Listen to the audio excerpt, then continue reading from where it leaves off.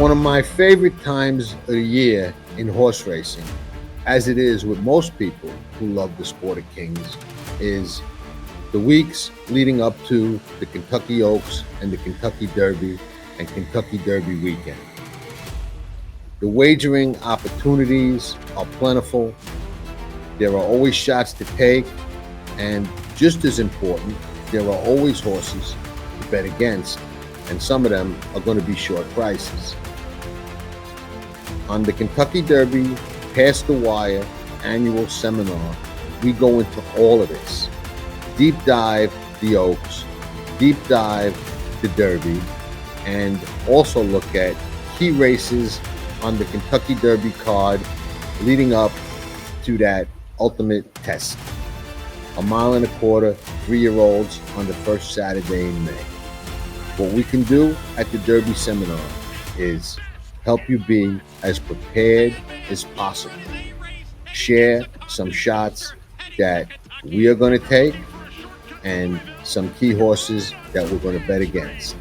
Ticket strategies, wagering strategies, money management, speed figures, pace, projected trips. We cover it all. We get really into it, and we always have a great time, and we try and always put ourselves in position to do some serious shopping after the races. It takes a certain kind of horse, like it takes a certain kind of car to win on those big days.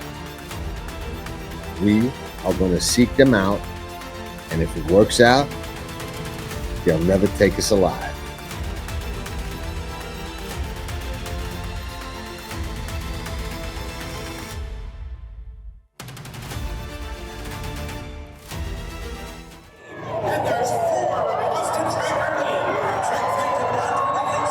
You're watching Past the Wire TV, presented by Wager.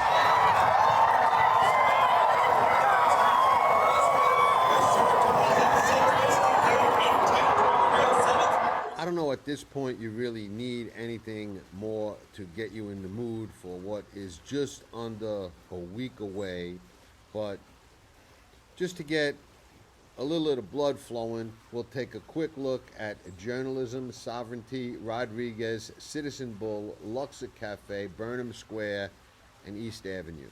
And then we will have the final chapter, Kentucky Derby Radar at Past the Wire 2025.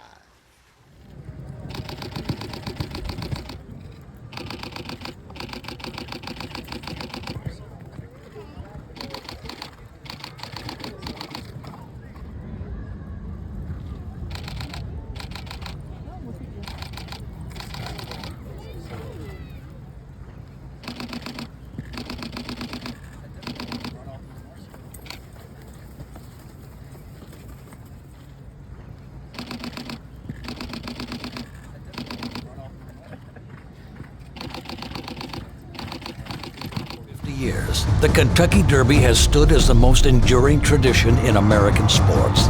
And in our time, one stallion is reshaping its legacy. Back-to-back Derby winners.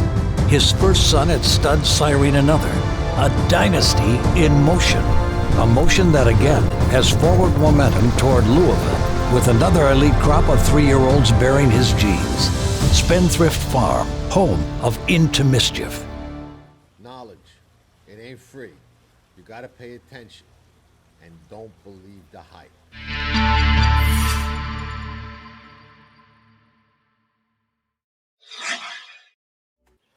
Ciao tutti. The Sunday before Kentucky Oaks Friday, Kentucky Derby Saturday. We're inside of a week before the big dance, and we're here with, yes, the final chapter, Kentucky Derby Radar 2025. This is it, the last Derby Radar show of the year. And we're going to start with a special shout out to Pleasant Acres Stallions. Great people, do a great job, got some great stallions, and they are a sponsor of Past the Wire and Past the Wire TV. And we love them for that, the same way we love all of you who watch, like, comment, and subscribe to our shows and our website. But they're getting a special shout out on this edition because they stand Neolithic. Neolithic, relatively young stallion, has Neo Equus in the Kentucky Derby. So huge shout out. That's an accomplishment. Uh, C2 Racing, Steve and Mark Corbett, really, really good people. Always been great with me. Uh, Campaign White Barrio, Breeders' Cup Classic winner. Uh, One of the top horses this year. They just, have been great with me. I'm excited for them. They got a horse in the Derby by, a young Florida stallion. We're here in sunny Florida, so we root for the Florida Stallions. And, it's always great to see a young stallion and a nice Florida farm that has, some great people and does a great job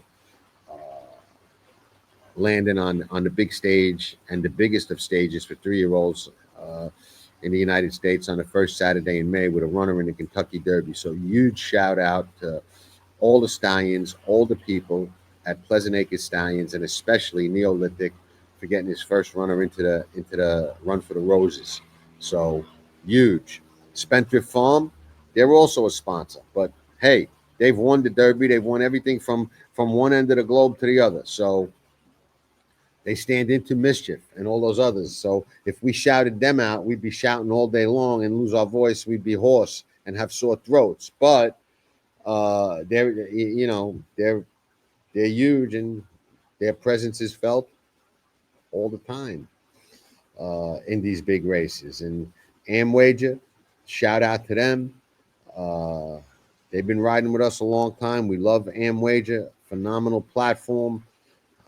Sure Bet Coffee, best coffee around, great people, helps horses, helps you, tastes great. What else? What else could you possibly want? Formulator, Thoroughgraph.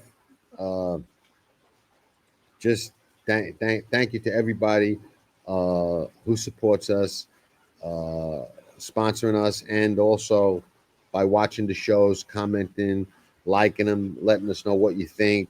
Uh, we've been a little behind on some of the interaction the past couple of weeks because this is an extraordinarily busy time, and it's about to get a lot busier for me because the past performances are out for the Friday card and the Saturday card. Seminar is Wednesday, so a boatload and then some of work for me to do because preparation is key.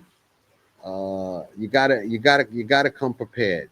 You know, I mean, you can rely on a little bit of dumb luck, and a broken clock is right twice a day. I get all of that, but that's not my style. I like to come prepared. I don't want to beat myself. I don't want to miss nothing. I don't want to, not have done my homework. That was for school. I was always the guy that came in and didn't do the homework and was looking to copy or somebody else. But with racing, nuh-uh. Preparation leads to at the end of the day. And that's why we're playing. So we're going to be prepared, and hopefully you will too. The draw is in the books. Uh, you know, the draw is overhyped and overrated, in my opinion, since they uh, changed the gate, got rid of that auxiliary gate, and changed that little turn you had coming down the stretch, coming out of the one hole. If you didn't angle out, you were kind of in trouble. But I look at it this way: nobody wants to rail. I get it, but Citizen Bull was going anyway. His only shot and best shot, I think, is to go. So from the rail, you go. If he gets out, you got the lead, or you're right there on the pace. And if you get in front of those horses or take that first turn tight, you got a long straight run to that first turn. You can wind up on a lead, and you can wind up clear. And what better place to be on the rail, than the rail and clear into that first turn, taking that sharp left the right way. And you can go pretty fast too, because these are good horses. They could go 22 and change, 45, 46 and change, 109 and change, 110, and keep going. Good horses can do that, especially if they're unopposed on the lead, and especially if they're trained by Bob, because his horses are fit, they're ready, they don't come up short, they've got the bottom, they've got the benefit of schooling with all those other good horses and working with all those good horses. So, they got a lot going for them. So clear on the lead. Don't think they can pull it off. Just ask everybody who bet against Authentic and Medina Spirit. Bob back in the Kentucky Derby, which I think is where he belongs. Uh, Back with Martin Garcia. Back with Rodriguez and Mike Smith. Um, Either one would make a heck of a story to win that first race back. And he did win the Preakness, his first race back with National Treasure. So he comes to run, and he's got two speed horses. And, I think Citizen Bull will be the one that gets the lead and shoots. But let's say this, and we look at pace points, and it's a great tool that we're starting to use now, and we're going to be offering to people. But, the way I see it and the way pace point sees it and the way it looks, and granted, it looks like this a lot of times and doesn't work out that way, but it looks like there's going to be a fast, contested, lively pace in the Derby, which is going to help some of the deep closes and some of the just normal closes have a legitimate shot when they turn for home coming down the lane. There's a good shot those horses are tiring and maybe even the pace collapsing. And then again, we've thought that many years, and somebody goes and clears, and everybody thinks, they're not going to go all the way, and sits off them and lets them go. And before you know it, that's how you steal a horse race, and it's all over, lights out, you can't catch them. I think the thing that people should be talking about a little bit more than the draw is what possible effect those narrow gates can have. Now with this new gate, the rail might not be as bad, but it's a very narrow gate. It's more narrow than what these horses are used to racing out of and training out of all year long. So with that, if I was a trainer, which I'm not, so take this, with a grain of salt, but I would be walking my horse in and out of that gate. I'd be having him stand in that gate. I'd be having people yell, make noise while he was in that gate. I'd be doing figure eights, walking him in and around that gate, in and out of those stalls, just so when they put him in there at race time, he's been there before. He's used to it. I mean, the Derby is probably a race with as many, if not more, intangibles than any race we watch here in the States, all year long. The Arc, the Melbourne Cup, races like that, probably have as many intangibles. But the Derby is just full of intangibles. Every year, there's a horse that gets completely butchered. Every year, there's a horse that figures and just doesn't fire. All those things happen. Journalism, the likely favorite, has looked nothing short of awesome. And everybody loves journalism now, but those of you that watch Past the Wire TV know that I liked journalism as a Derby contender before he won the Los Al race. I don't know anybody that liked him before that. I know a lot of people that liked him after that. But I bet on him that day. I liked him that day. And I liked him before that as a legitimate Derby contender, and said so right on the channel.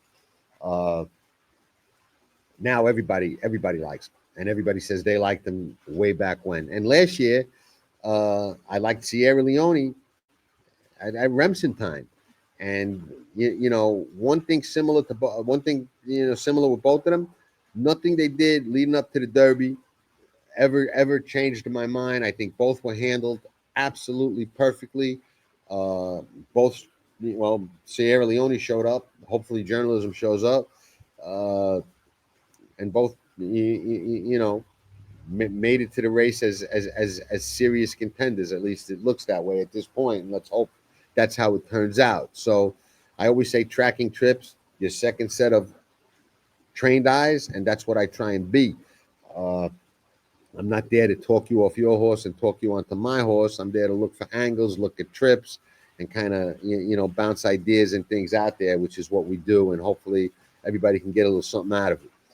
So with that, I think the gate is a potential factor for at least a couple of them, that just don't handle that confined, small gate. Hopefully most of the trainers are schooling their horses and doing just that.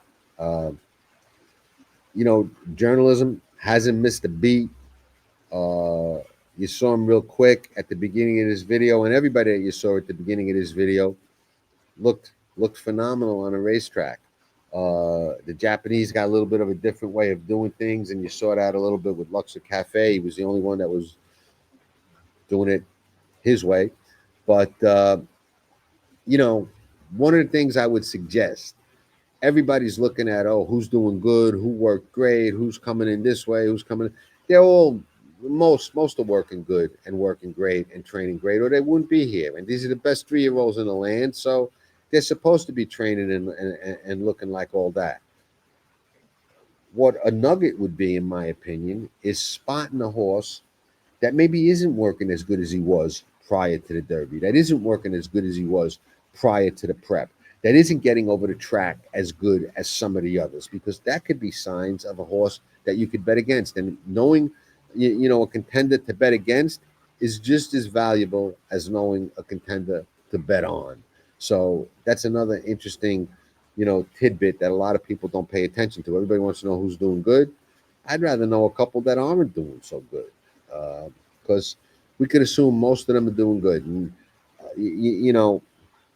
two schools of thought when it comes to the first Saturday in May and even the first Friday in May. Bet those pools with the big money, or look for overlays and catch people sleeping at some of those other tracks around the country, because all the focus is on the big game. So you can definitely find some key opportunities elsewhere on that day, and on both days really. So that's something that people should look at. Personally, I like playing into the big pools and playing the stake type races. I just tend to do better at this point in my wagering career with that. But whatever works for you. And what I like about the Oaks and Derby pool is there's so much money in there that whether you like a 30, 40 to 1 shot, you can bet them aggressively. Even if you like an even money shot, you can bet them aggressively, because there's always ways to create value in those pools. You got every kind of money you could imagine. You got sharp money, you got shark money, you got CAW money, you got monopoly money, you got drunk money, you got silly money, you got stupid money, you got every kind of money you could imagine in those pools. So big pools can lead to big payoffs, even with all the sharks and CAWs in the water. So there's all kinds of ways to create value. The payoffs and the will pays over the years in the Derby, and all throughout that card will show you just that very thing. It's also a day you could break all the rules. I don't break my rules of betting, but if you're going to box horses, which I never do, it's a good day to do it, if you're so inclined. Like I said, I don't. I key a horse on top, or maybe 2 horses on top, and ride with my picks, and like to, narrow them down and go aggressively. But if you're going to box, that's the day you can get away with it. Long term, it'll swallow you up, but that day you can get away with it. I would say realistically, in my humble opinion, there's maximum 5 or 6 horses that have a legitimate chance to win. The way I look at it, I'm going to try and narrow that down. Obviously, a lot of work to be done this week, but let's say you can't narrow it down. Let's say you want to use 5 or 6 horses in the Derby. If you're playing a pick 5 or a pick 6 or a pick 4, you get away with it. If you got a single or maybe 1 or 2 in one of the other races, especially if they're not a favorite, bang, you're off to the races with 5 or 6 horses, and there's nothing wrong with that. So there's all different kinds of ways to approach it and structure your tickets, and we'll get into more of that on the seminar. I would also suggest the Thoroughgraph Kentucky Derby show and the Thoroughgraph Kentucky Oaks show that I did a couple of weeks ago. If you come into the seminar or not, both worth watching. Not because I did them, but you'll definitely get a leg up on who's already fast enough who's not fast enough, who's moving forward, who's regressing. Those patterns are great tools and indicators, and I think that's a great thing to look at. And if you're not getting Thoroughgraph for the Oaks and Derby, I would suggest you consider it. And if you don't, you should definitely watch those two shows, because I think everybody will get something out of it. Even if you're a Thoroughgraph user, uh, seeing how I look at the patterns, may click something. You never know. Can't go wrong. Oaks. I'm excited about the Oaks this year too. Uh, I see a couple of horses both days that are going to take a lot of money that I think I'm going to wind up betting against. Uh, that's always, like I said, as good as knowing a horse to bet on is knowing a horse to bet against. So uh, the final chapter, Kentucky Derby Radar 2025. Now the fun and games is over. We'll be locked away, studying, deep diving, getting prepared for the seminar on Wednesday night, and then when that's over, more preparation on Thursday for Friday, Oaks Day, Saturday, Derby Day. Uh, I tune a lot of the noise out. After that, I don't want to hear anything from anybody. It's a business day or two for me, because I'm going to be trying to take down a score, and the less outside noise you hear, the better. If you're coming to the seminar, after the seminar, put your blinkers on, put your earplugs in, do your work, and let's go get them. And whatever happens, we ain't gonna let them take us alive anyway.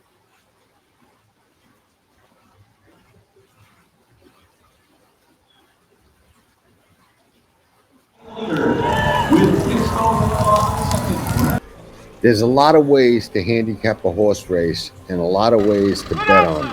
But nobody that I know does it like Gio Setti and his full card, precise order handicap. Every horse in the race gets a predicted order of finish like only Gio can do, way beyond a deep dive, available exclusively on select days at Past the Wire.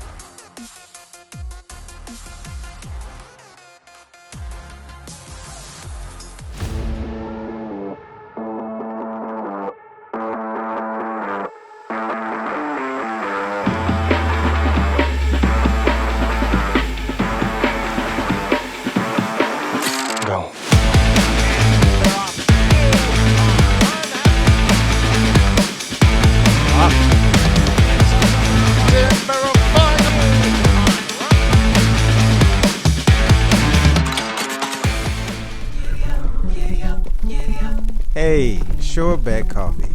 Put that giddy up in your cup. That giddy up in your cup. Sure Bet Coffee. Giddy up, giddy up, giddy up. Know that, my man. It's always a pleasure for me, Jonathan, to be with you. You were the first person that gave me an interview when I came to United States, so I will be grateful to you forever. I knew you were one of the best riders in the world. Himself, Frankie Dettori. Ciao, Frankie. Tutto a posto. Tutto a posto. Yes, that's a good start. So you haven't lost your Italian. Tracking trips at Past the Wire. There is no better time than now to join and ride with this clan. We'll be your second set of expert trained eyes. We ain't gonna buy you a fish. Sure, we'll give you some, but more importantly, we'll show you how to fish and make you a better bettor. CAWs, sharks in the water, no problem. We'll go against anybody, and we have the track record to prove it. Big days, big pools, and select days all year long. We'll outplay them all. Looking for an ace? You're in the right place. Want to find that diamond? Be with us. Want to know more? Just ask a member or visit us at PastTheWire.com and check out the Tracking Trips page. Nobody does it better.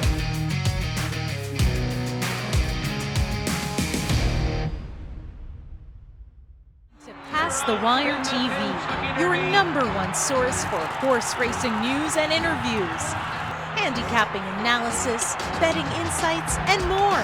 Past the Wire TV covers the biggest races at the best tracks. Garnet and Luis Saez to win the Belmont Stakes at Saratoga. The Grey Wizard is absolutely flying. Champagne won. The Grey Wizard, oh, it's very close. Leave it to the judge. Like, share, and subscribe to Past the Wire TV. Nobody does it better.